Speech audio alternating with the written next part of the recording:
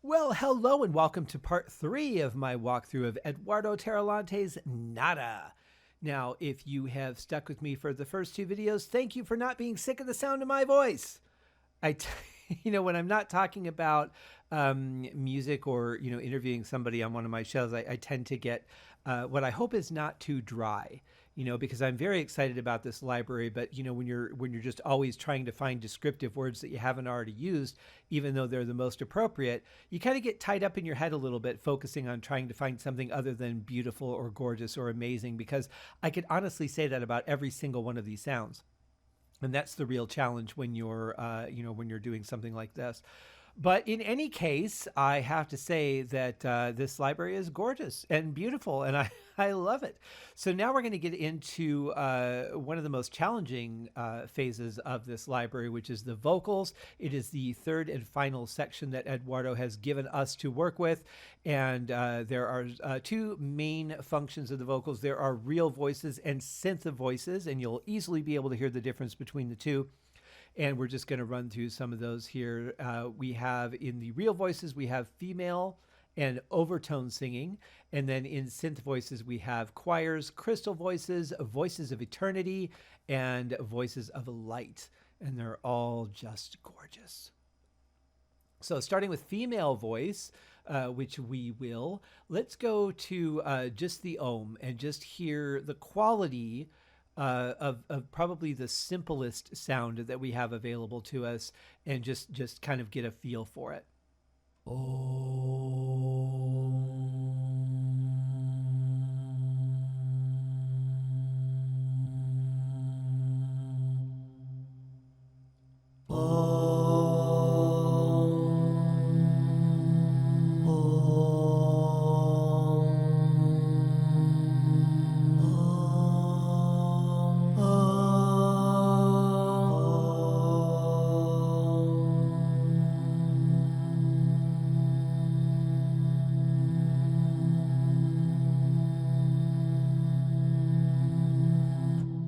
And they just go on forever, but gorgeous sampling.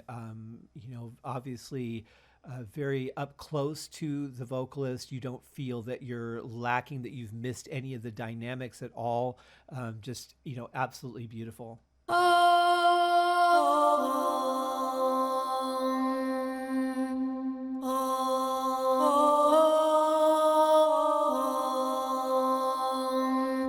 And I should point out too that the performance really depends on how you play it. So like for the theremin example that I had in the first video, if you were to play a key like this and then one like this, you're not going to get that room, that sound to it. So it all depends on how you play it that dictates the performance on some of these sounds as well. Theremins are very well known for that. They're known for a continuous sound where it just kind of merges up to the next note or merges down to the next note. But if you play these, it's very similar.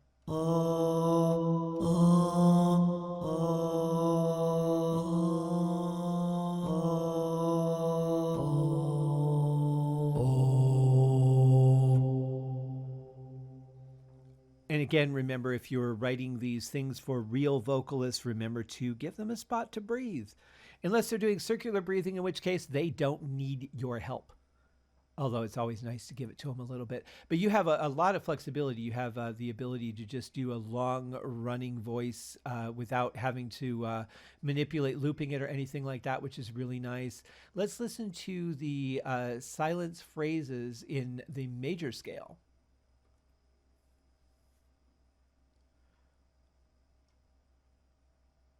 And of course, I start where there's no sound because that's how I am.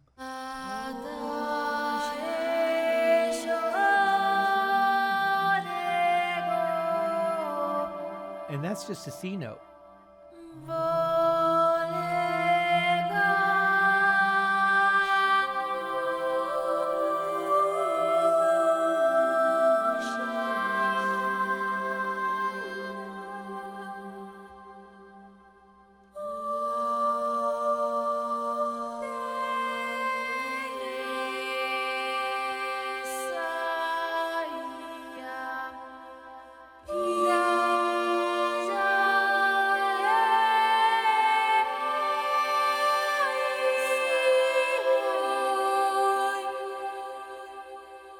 Very angelic, just huge and rich sounding. No matter what two keys you pick, they're just going to blend together really nicely. So, obviously, always you have to be aware of the notes. They have to be in harmony with the music you're doing, especially if you're writing new age or meditation music.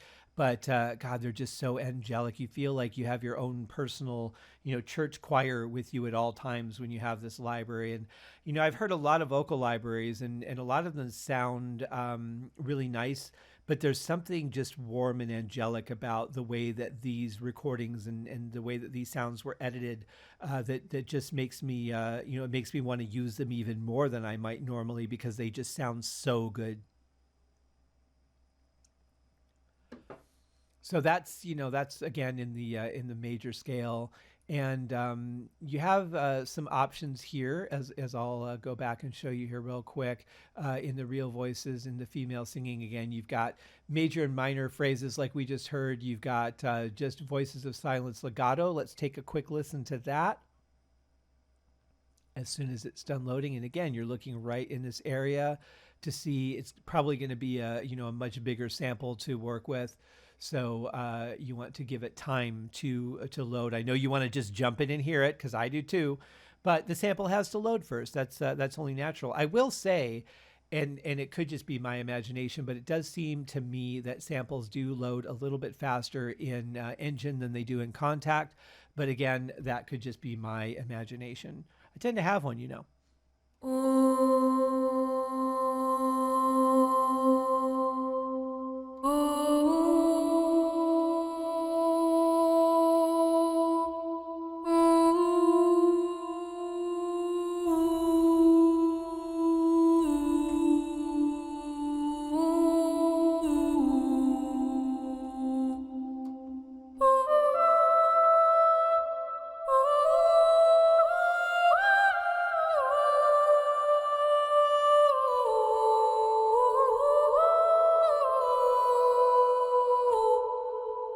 So I played those a few different ways so you can hear, how the performance affects the sound. You can hear what you can actually do with the sounds, which, depending again on your performance, on how tight or how spread out you make the keystrokes, then it's going to affect how that overall feeling is of that. So just absolutely beautiful and angelic, really beautiful over strings and woodwinds especially. But you know what? You throw in a little percussion, you throw in a couple of pads to thicken it up, and you've really got, a full, rich song. And it doesn't take much to really fill the sound field with these sounds, because they're so good on their own. Two or three blended together nicely can really give you the idea that you've got 10 or 11 different sounds going, just because they blend so beautifully. And then within those sounds, of course, there are multiple sounds, so you probably in all essence do. But here is some overtone singing cavity 1. I'm not going to ask what that means.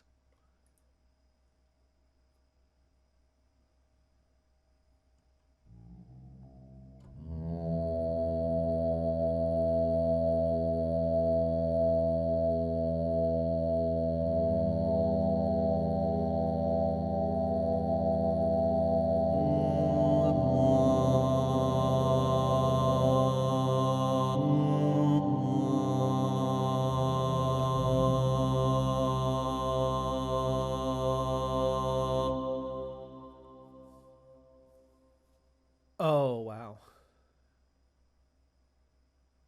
Just beautiful. I mean, such a beautiful sample, so clean, so rich. It's got the low end, it's got the high end, it's got the mids, it's got everything that you could want.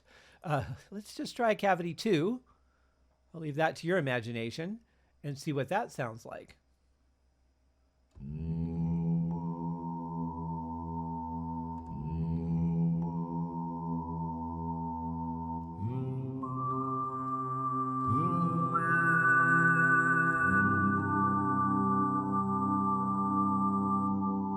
It almost sounds like an organ playing along with it, although I know it's just the sample, but yeah, that sounds great. And then you've got a difference between a slow and fast start. So let's hear a C. Now let's hear it with the fast start.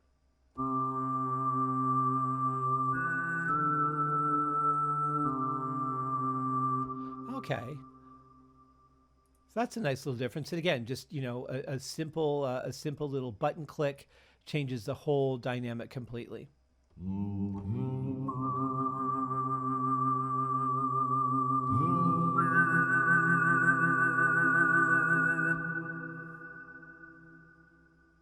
Amazing. Just gorgeous. Now, there's one other I want to check out here before we move on to the second section, and that is the overtone moving FX, because Eduardo's really good at this. He's really good at pads. Aside from just the sampling real instruments, whether it's people or winds or whatever stringed instruments, but he's also very good and creative at the kind of effects he uses, the kind of real creative license he takes with some of those sounds to create something just completely different for you to play with.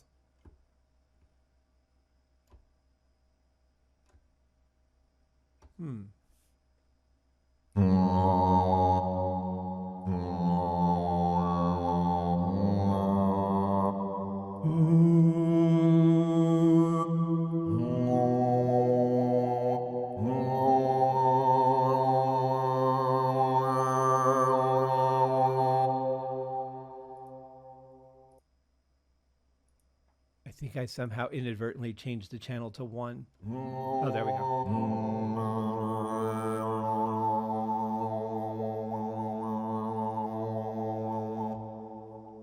Yeah, lots of cool effects there. And then of course, you have the chance to blend in more or less effects with it, and total control.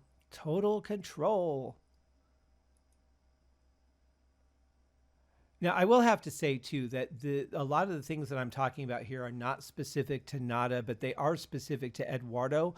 This is just a style that he does things in. Once he found this, he kind of locked onto it.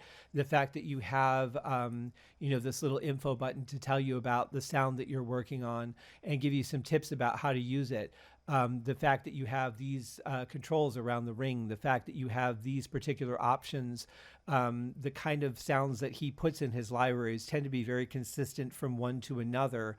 It's just that I don't get this from other libraries. It's just not something that I see more than the basic stuff, and so that's one of the reasons I tend to gravitate towards his stuff. And even if I have a project that doesn't require these kind of sounds, I tend to still go back and use them to thicken up something. So, Nada makes a representation in a lot of my work, whether it is something that you would pick out in the foreground or not.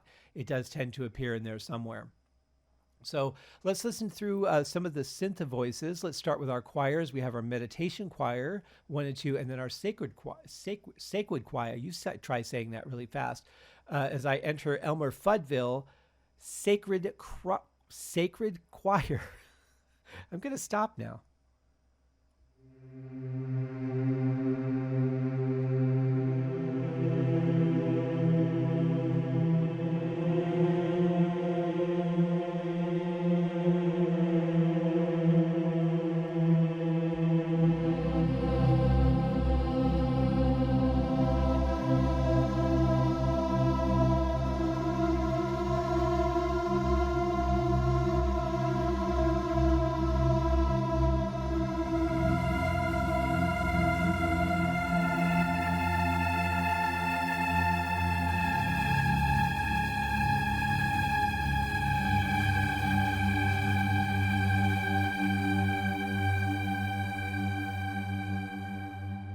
One thing that's really interesting that you can do with this library too, since the decays are so long, is you can, instead of decaying, like let's say that you're playing a high note and a low note blended together, you can let both of them go at the same time and let them decay out to nothing together. Or you can say drop out the low note early and let the high note ring on a little bit longer. It gives it a really interesting effect. It's kind of creepy, but it is something that you can utilize with this library. When you have these really long decays, you can actually play with maximizing your songwriting abilities with that as well. So there's another little tip for you, something I do quite a bit, especially in when I'm writing new age or ambient music. And it's actually a lot of fun. I really like that. And yeah, I'll do it either way. Sometimes I'll let the high note ring out. Sometimes I'll let the low note ring out. It just all depends on what I think is going to suit the song better. Suit the song. I was able to say that, but I wasn't able to say sacred choir very well, although I just did it there. Speaking of sacred choir, damn it. Here it is.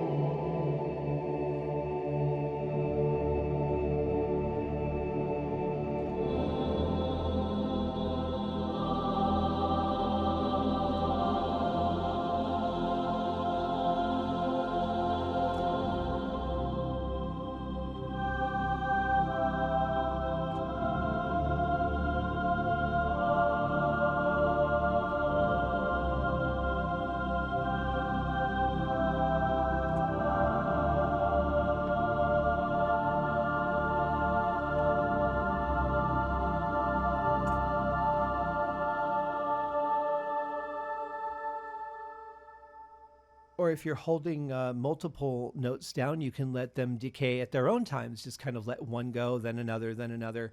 And that's going to give you another level of depth. It's going to make it feel like it's more people singing too, because once you, it's kind of like if you introduce each one and then add them to the mix, then you get a sense that there's more people, but it's the same thing when you're done. You don't really realize it until they're taking off one by one that, wow, that was a group of people and not just one or two making that angelic sound.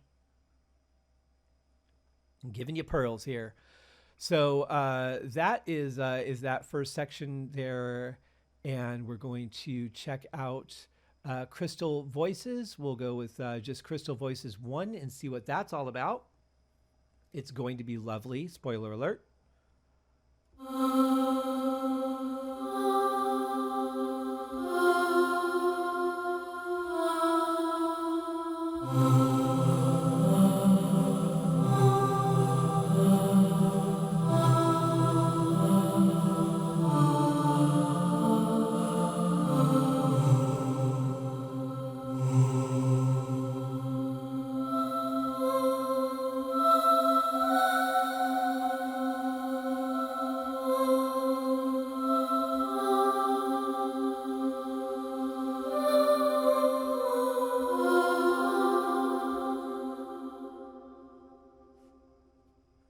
So that sounds a little more digital because they wouldn't breathe in like that for every fresh note, but it still sounds good. It's still something that you can utilize. And again, this is probably one that I'm more likely to use as a thickener or something in the background, maybe as a second track to another one of these chorus or choir tracks.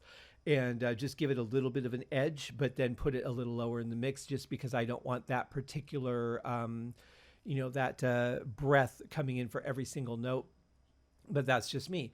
So if you were to listen to, say, an ooh-ah, now I sound like I'm going back to the Uriah Heep stuff again because they do that a lot, but here's what that would be like.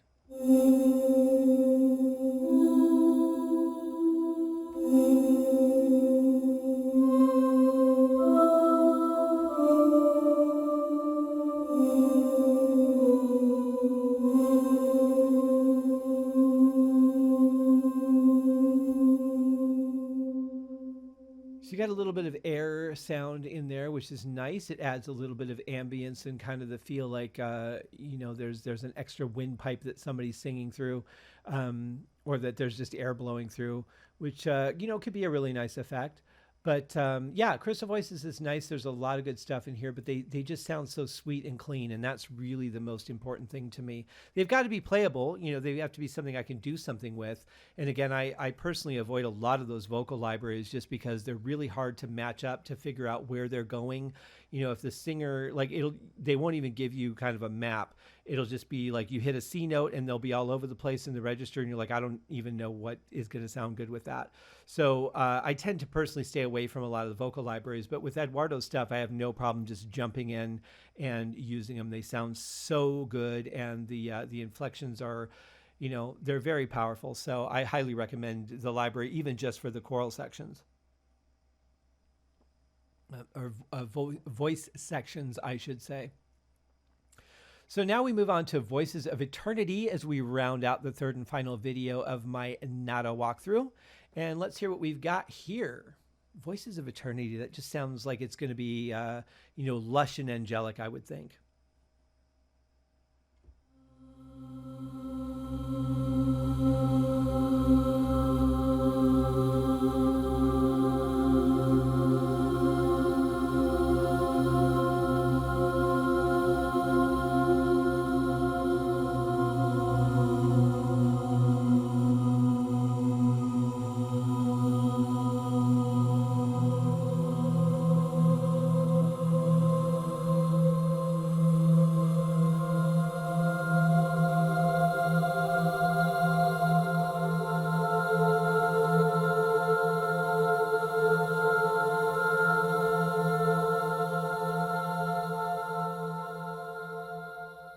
This could well work well in a space or sci-fi movie too, now that I think about it. All kinds of applications.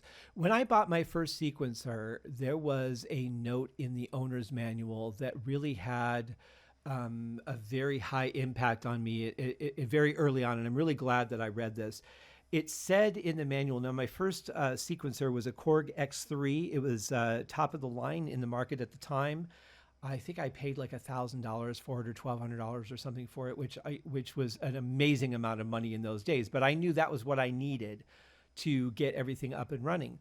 So I read through the manual, and the thing it said was, open your mind to the sounds. Don't think of a bass guitar as only being able to play the function of a bass guitar. Think of it as a low frequency sound. And I thought, wow, that's really something. So I started playing around with that, just utilizing the idea of the bass, because that's an easy one to just lock into that, pigeonhole of it only being for bass. And I found so many more things I could do with it. And that really taught me a lot. So I will pass along that same thing to you guys. Don't think of a choir sound as just a choir or just a vocal sound. Think about how it works just as a sound. Just as a tonality, and what you can do with it to blend or enhance, to distract, if that's your goal, whatever it is. So I would say, keep a very open mind when you're listening to sounds too, and not just this library, but all libraries in general. They all share that same quality. You could very easily lock yourself into something just because you have a preconceived notion of what it's for. So let's check out another Voices of Eternity sound and see what we get.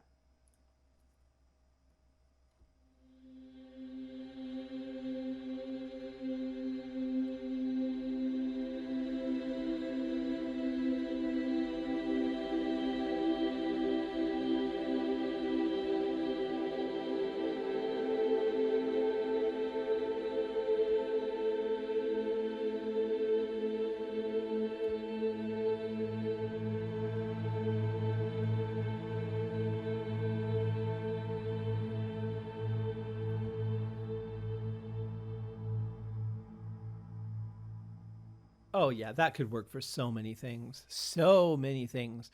So I would highly suggest checking out, giving different things a try and seeing what works. You could really come up with some unique scores that are just something that you become known for. Your sound, when you're searching for your sound, or when you're searching for the personality of a soundtrack or an album, for example. Always adding an ethereal vocal sound under your lead or under the background or something, could really make yourself have a signature sound. Or let's say that you're wanting a specific character theme. You could have one thing that you blend into this character and another thing you blend into a different character, or maybe you do the higher notes of this when the character is content, and then you throw in just like one low note or one thing that's kind of off to show his madness. And it could be just as simple as that. But with these sounds, I feel like the sounds themselves are so powerful that you could easily utilize them for that kind of thing and give yourself a really unique and beautiful score. So the last section that we have here is Voices of Light, and we have female and male segregated.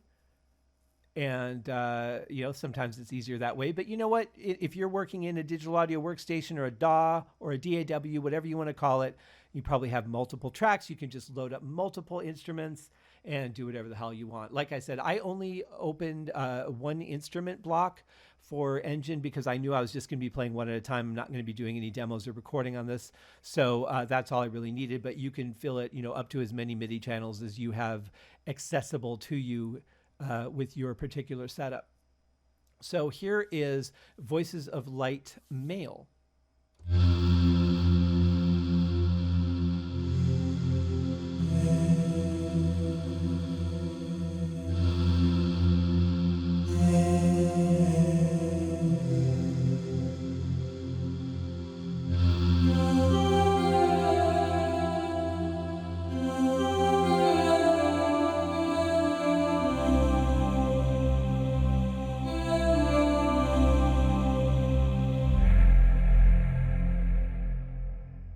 Boy, what a huge sound that has. And very, very huge. Again, you could do a lot with that, but if it's huge, it just gives you that room, right? Because you can play it a little more gently. You can put it a little bit lower in your mix. Whatever you want to do with it, you can do. It's just that that gives you a lot of power to work with. And let's see how boisterous the female vocals are. And again, these vocals are probably going to take a little bit longer to load. You can see again when it changes from male to female. Now, this doesn't tell you, for example, in this area, whether you're listening to Voices of Light Female 1 or 2. It just says Voices of Light Female. So the way that you can find that out if you're unsure is, again, just click the proper down arrow right there. Go to follow your path of what sounds you've chosen, and it'll take you right to it. So we know that we've chosen Voices of Light Female 1. And let's hear what they have to say.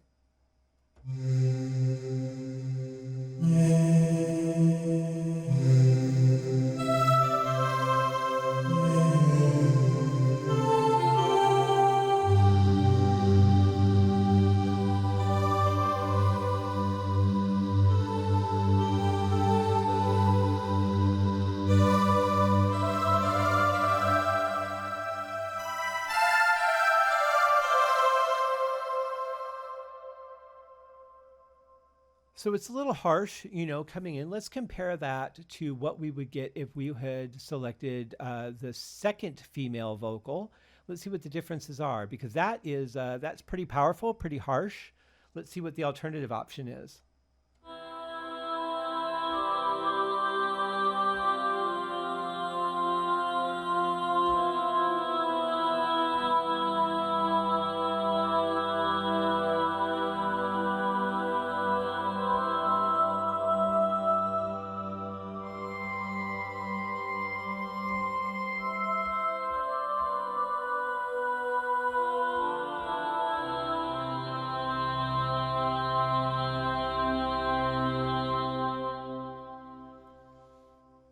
Okay, so much more gentle. Again, giving you a couple of options. Again, you can layer those. You could do anything you want. And, again, we're not even playing with any of these controls down in the bottom section above the keyboard. We're still in 440 and not 432. We aren't messing with any of these controls that go around the rim. We're just playing the stock patches for the most part. So it gives you an idea of what this beautiful library has to hold. If you're interested in this kind of music or interested in using this to layer, I would highly, highly, highly, highly, highly, highly, highly suggest checking it out. And, just hearing even what the possibilities are for blending, for, blending sounds together within Nada, and then without being all of the sounds in Nada. It's a tool that can be used for anything, really, as far as I'm concerned. Some libraries are very limited. They only have sci-fi sounds, or they only have hard rock, distorted guitars and bass and drums. But this library is very versatile, and you can get that a lot with pads in general. But there's so much warmth to these sounds that I don't find in other libraries. So much that just feels like something that's like a warm blanket that you can wrap yourself in for audio, whatever the audio equivalent of that is.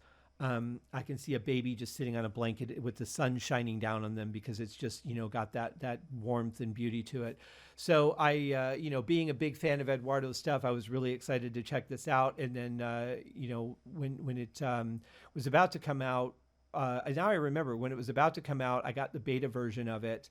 and just went through, tested all the sounds, and I just fell in love with it. I thought I cannot wait to get the final version, and then the final version came out. I got that, and I've used it quite a bit in my compositions. It's just a beautiful, beautiful library. So thank you guys for hanging in there with me through these videos.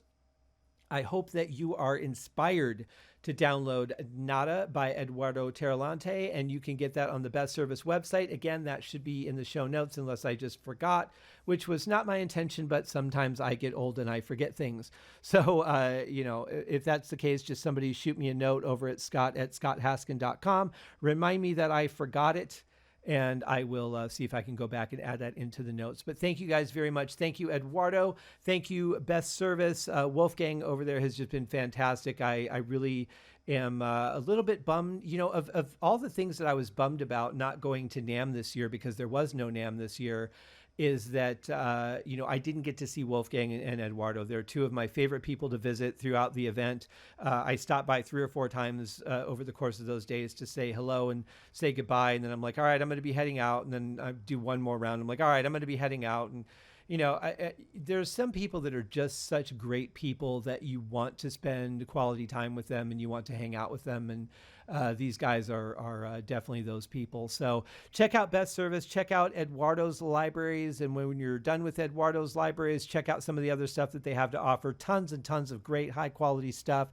I know they're very picky about what they select, so you know that anything that's on their site has been screened and it has been given their approval, because their reputation is at stake with what they represent. And I really respect that. I respect people that take the time to do that. And they're not just like, great, another library, let's add to the stockpile of cash coming in.